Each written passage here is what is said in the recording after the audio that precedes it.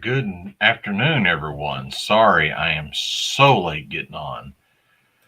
I think I'm probably going to have to change my time to 1:30 Central Standard Time. Just with kids having appointments and whatnot, I've got to get them all over the place, it seems. So I apologize for being late. Some housekeeping things I'd like to bring up. Hey, Rosie. Next week I will not be on next Monday. There's a lot of appointments and stuff going on. So I will not be on next Monday, but the following Monday I should be back on. I'm gonna go ahead and put the email address out here.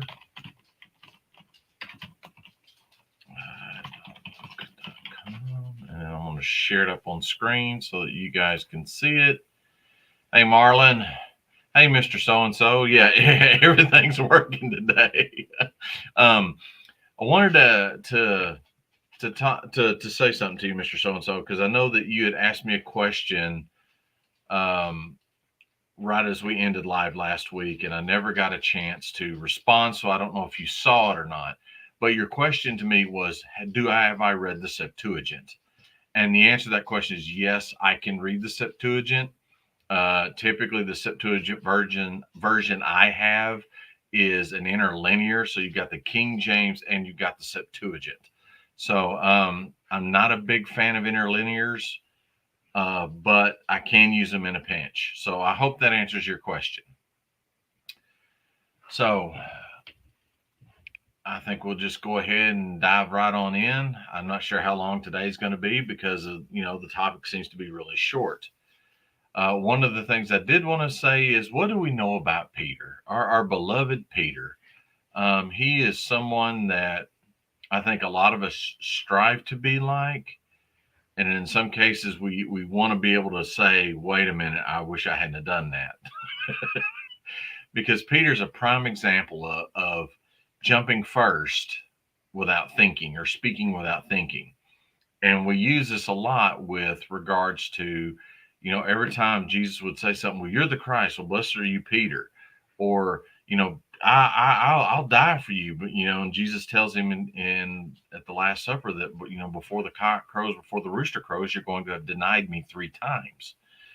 So Peter, if it's you, Lord, let me come to you out on the water. And he comes out on the water, but then when the waves start getting high and the storm starts coming up, he kind of takes his focus off Jesus and then goes straight into the water. Lord, sorry, I just saw this. Yes, I agree with that. Yes, our beloved Peter stuck his foot in his mouth a lot. So, and I think we all can identify with Peter to some extent. But what I want to get into today is Peter's restoration. And the reason I want to get into it, because I want you guys to see what's actually being said. When you read this and you read it in John's account in John chapter 21, you're like, well, why is he asking him 3 times? Jesus does ask him 3 times, and there's a significant meaning to that. Because as he said in the Last Supper, that before the rooster crows, you will have denied me 3 times. So what happens? Peter denies him once, Peter denies him twice, Peter denies him the 3rd time, and the rooster crows. And he remembers that Jesus said to him, before the rooster crows, you will have denied me 3 times. And it says he went away and he was sorrowful. Okay, so now we're going to flash forward a little bit into the 21st chapter of the Gospel of John. Now, keep in mind, Jesus had appeared to his disciples again and told them that to throw the nets over and they'll catch a whole bunch of fish. And it says that Simon just ran to Peter Peter ran to Jesus because he was so excited because he knew it was the Lord. So now we're going to look at John chapter 21, beginning in verse 15. When they had finished eating, Jesus said to Simon Peter, Simon, son of John, do you love me more than these? Yes, Lord, he said, you know that I love you. Feed my lambs. Again, Jesus says, Simon, son of John, do you love me? He answers, yes, Lord, you know that I love you. Jesus says, take care of my sheep. The third time he says to him, Simon, son of John, do you love me? Peter was hurt because Jesus had asked him the third time, do you love me? He said, Lord, you know all things. You know that I love you. Jesus says, feed my sheep. Very truly, I tell you, when you were younger, you dressed yourself and went where you wanted. But when you are old, you will stretch out your hands, and someone else will dress you and lead you to where you do not want to go. Jesus then said this to indicate the kind of death by which Peter would glorify God. Sorry about that. Then he says, follow me. And I'm going to stop right there. I don't think we need to go any further, because now what we're going to be talking about is how Peter's going to point at John, and John's going to Jesus is going to basically tell Peter, don't worry about John. John will take care of himself. You worry about you, basically. Now, what is the significance of the three times that Jesus is asking him? Well, first and foremost, it deals with how many times did Peter deny Christ? 3. Now, what I really want to get down into here this morning, or this, I should say, not this morning, this afternoon, tells you where my brain is right now. In the Greek, there are 4 words for love. There is the Greek word storge, which is a love that a parent has for a child. That is used only one time in the New Testament, and it is used in the Romans chapter 1 toward the end of the chapter. Okay? There's phileo, which is brotherly love, and that is used quite a few times throughout the entire New Testament. You have eros or eros, however you want to say that one. This is a love that a husband has for a wife. This deals with the intimacy love, or sexual love, intimacy. And then we have agape, which we all know agape means unconditional, which comes from the root word agapao, which means to love unconditionally. Now, where I'm going to go with this, and I hope you guys can follow me, and if you got any questions or if you got any comments, please throw them out there. If I can see them, I'll definitely try to break it and stop and answer your question as much as I can. But the first time, Simon, son of John, do you love me? Peter answers, yes, Lord, you know I love you. Take care of my sheep. Okay? Seems self-explanatory, right? But now, are you guys kind of ready for what is about to happen when I go through and what I'm going to put the spin? I say put a spin on it, but I want you to kind of see from a different point of view. I want you to put your biblical glasses on, and I want you to kind of read through this. Simon, son of John, do you unconditionally love me? Wow. Jesus has already said, do you unconditionally love me? Peter's response to Jesus is, yes, Lord, you know I brotherly love you. Notice the verbs, notice the words, notice the nouns. Do you unconditional? I conditionally but brotherly love you. I don't unconditionally. I brotherly love you. Jesus asks him a second time, Simon, son of John, do you love me? Do you unconditionally love me? Yes, Lord, you know I brotherly love you. Notice twice now, Jesus has said twice, do you unconditionally? Do you love me without condition? And Peter's response is, I brotherly love you.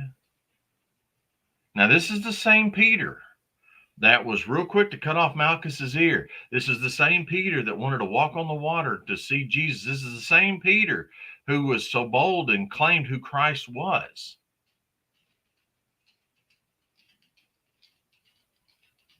But when Peter had to acknowledge Jesus, he wasn't ready at that time. So I think Peter's confidence, now this is my opinion. I think Peter's confidence got stripped to the core because Jesus predicted that he would deny him. He said he wouldn't, he did. And now Jesus is having to ask him, do you unconditionally love me? That would be like me saying to Marlon, who's my brother, I love him. There's no question about that. Does Marlon unconditionally love me?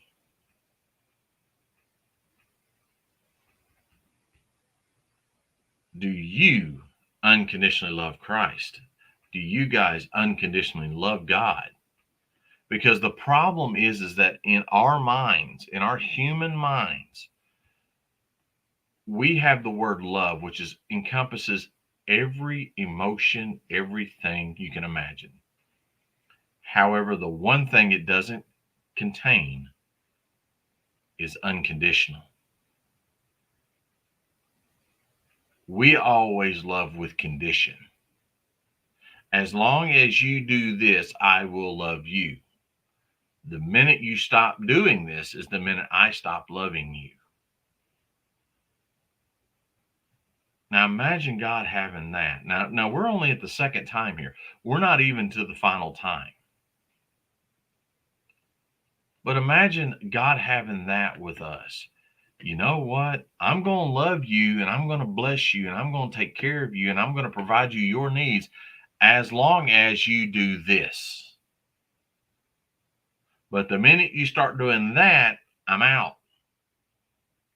Where would we be as human beings? Where would we be as Christians if God just decided to say one day, you know what? I'm going to flip the truth. I'm going to flip the script and I'm going to go conditional on y'all. Y'all are conditional with me. I'm going conditional with you.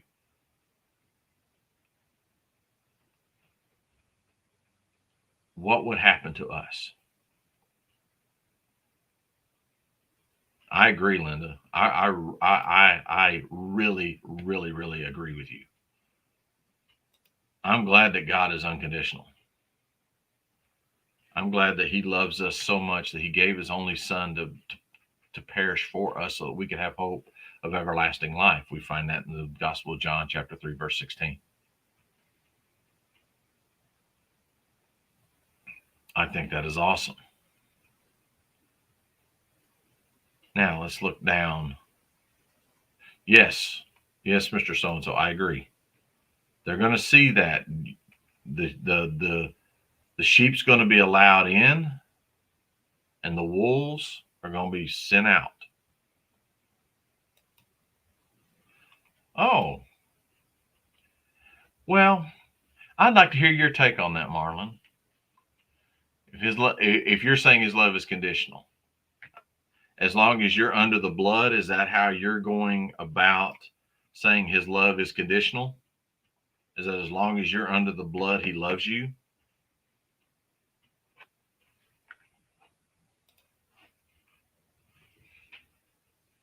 I can see that. I can see that. But yes,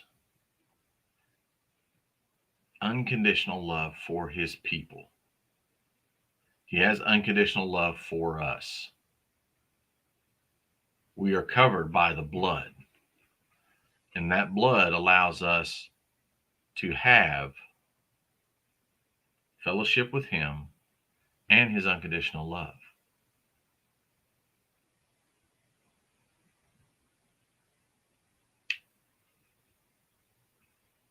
Now, let's get down to the third time. The third time Jesus says, Simon, son of John, Do you brotherly love me?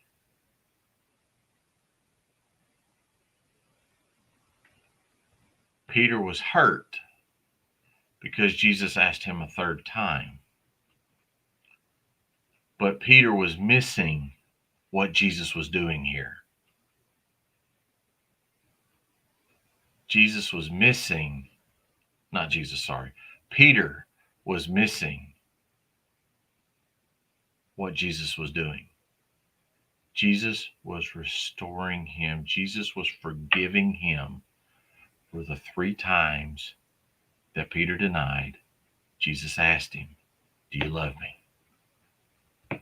Negates 1 denial, negates 2nd denial, negates 3rd denial. Now, again, this is my opinion.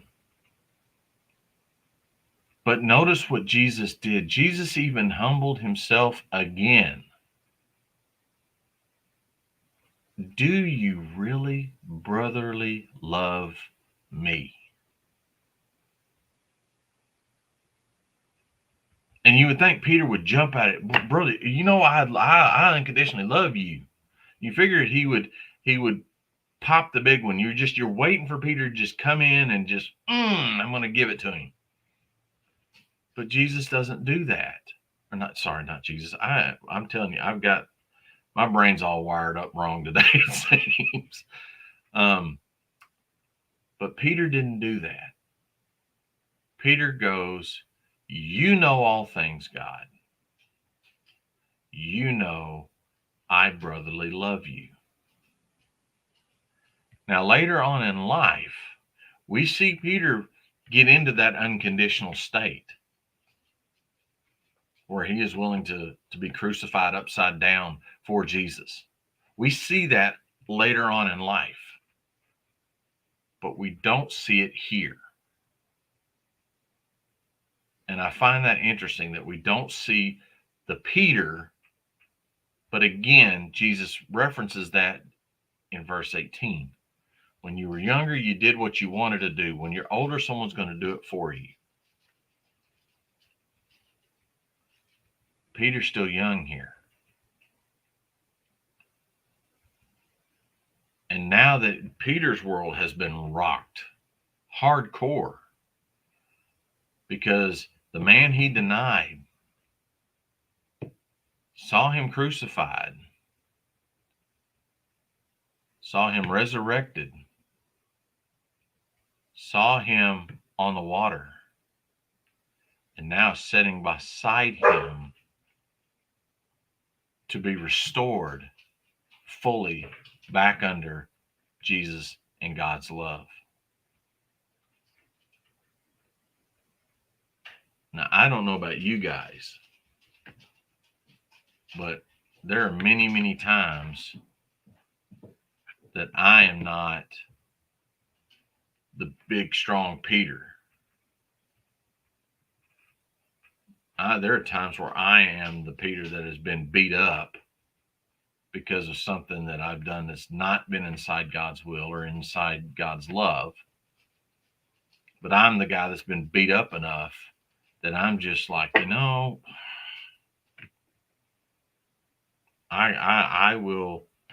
brother love anybody if it will stop this. I'll brother love you, Lord, if you'll just take this away from me. Because I can't handle it. This particular burden I have is too much. But what does Jesus say? And I'll even though he's not topic today, look at Paul. Paul had a thorn in the flesh. And he prayed multiple times, please remove this thorn from me. What is God's response? What was Jesus' response to Paul when Paul asked for the thorn to be removed?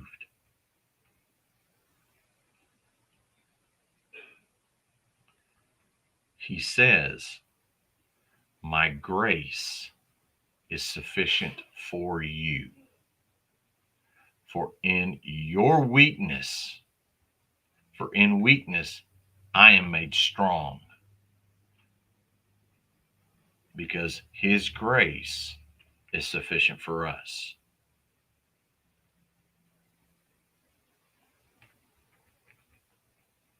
There's a song by Chris Tomlin, and the name of the song is called Enough. And it starts out, all of you is more than enough for all of me. And that right there is enough for me to know that all of Jesus can cover all of me and all of my stuff, all of my garbage that I've got in my life, or garbage that comes on my way in this life. That Jesus is more than enough. And he's more than enough for all of us.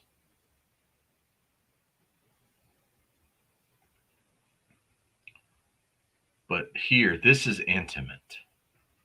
I want you guys to understand this. Jesus and Peter here, starting out before verse 20, this right here, verses 15 through 19, is intimate. This is God, this is Jesus, and this is Peter. And everyone else can go fall by the wayside for now. Remember what Jesus says, I am, ego eimi, the good shepherd. Jehovah Rohi, the Lord is my shepherd. Remember what the shepherd does. He leaves the 99 and goes after the one. And when he has the one, he focuses on the one because he knows the 99 are okay. And in this case, he knows that his other disciples are okay, but he knows that Peter's not. Which is why he is the good shepherd and why he spends this time with Peter, nurturing Peter, restoring Peter, giving Peter the faith he had. Now, God's willing to do that for us. I agree, Linda. I totally 100% agree. How awesome is that? That sometimes we're that one sheep that gets away. And the shepherd has to come back for us.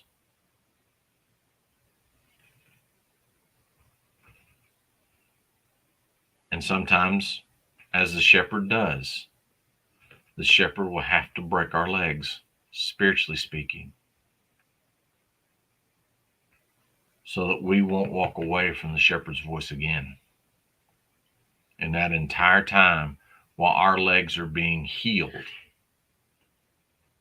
the shepherd is taking care of us. He's feeding us. He's bathing us. He's nurturing us. He's loving us until we're able to stand back on our own again and walk alongside. I don't know about you guys, but that's awesome.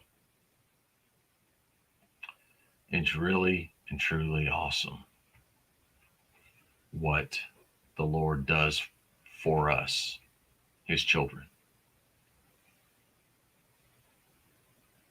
How we can be like John the Apostle, and we can lean on our Lord, as it says in verse 20, or know that we can be like Peter in verses 15 through 19, and the Lord is going to come to us. He's not going to wait for us to come to him. He's going to come to us. And he's going to sit us down. He's going to talk to us. And he's going to ask that question. Do you unconditionally love me? Because I know that there's going to be a time where that's going to be put to the test. The Bible says that eventually it's going to happen, that there's going to be persecution again. That sometimes you may have to say, I believe the Lord my God, and I believe in Jesus Christ. And that might cost you something.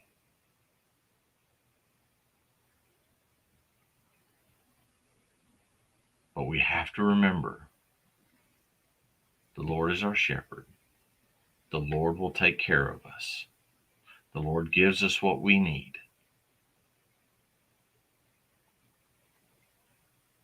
As long as we draw closer to Him. We have to draw closer to God. Jesus is there, He patiently knocks at the door. There's it's not related to this, but I've been listening to this song for a while, and I want you to listen to it. I really want you to listen to the words, and I don't have the YouTube link, but I'm going to put it out here in the chat, and I'm going to highlight it here for just a minute. It's called Jericho by Trevor Morgan.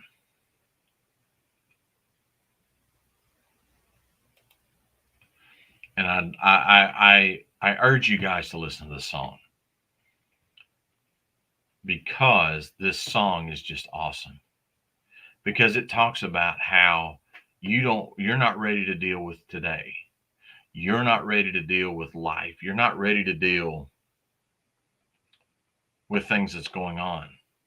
You're not even ready to deal with God, but you know what? God's going to come in anyways. And he's going to build you up. He's going to tear you down just like he did the walls of Jericho, and he's going to build you up and build you up stronger. Just like what he did here with Peter. Peter had to be broken, and then Peter was restored. And then Peter became what he became. You look at Saul, you look at Paul, the Apostle Paul.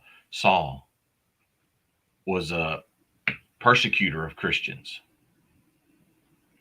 Then you have his road to Damascus, where he meets Jesus and he becomes changed to Paul and what he does.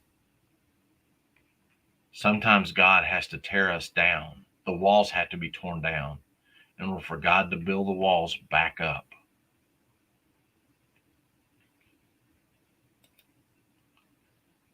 And there's another song I want to encourage you to listen to. Now, there's the version that I listen to is there's another I'm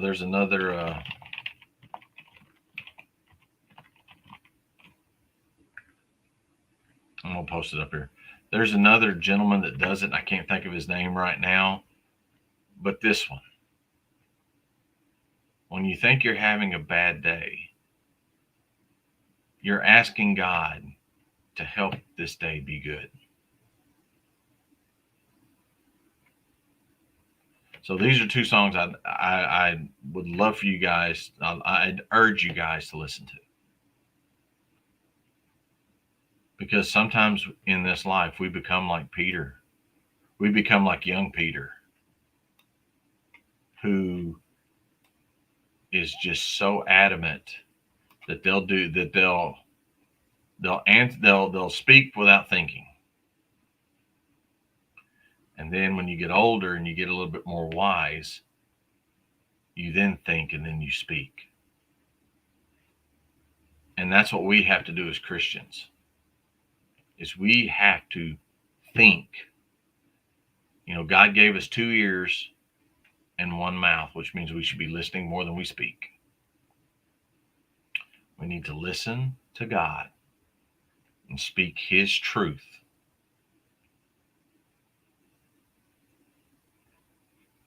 For the world to know who Jesus is.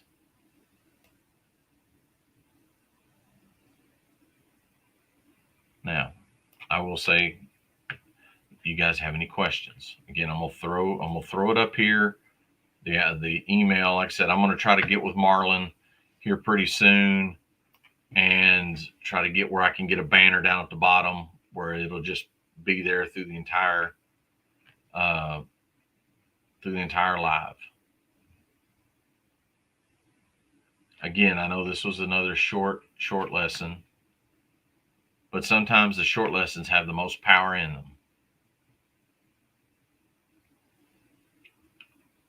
You know, I appreciate you guys. I really 120% appreciate you guys. You guys, along with God, are giving me the strength and the encouragement to be able to do this.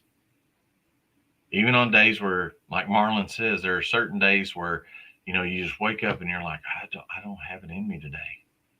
But you still sit down and you still do it because you know that God's in it and God's going to take control and God's going to get spoke and speak what needs to be said. And the people that are going to be listening, or the people that are listening, are going to hear what God's trying to tell them.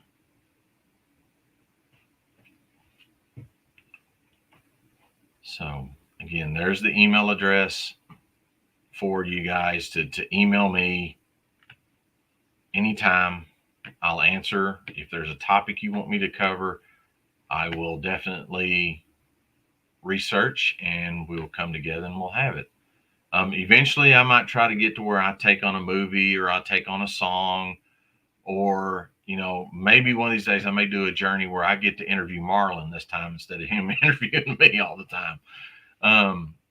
But these are baby steps that are being made, and God's in this. So I'm going to trust him, and I'm going to trust the good things from him.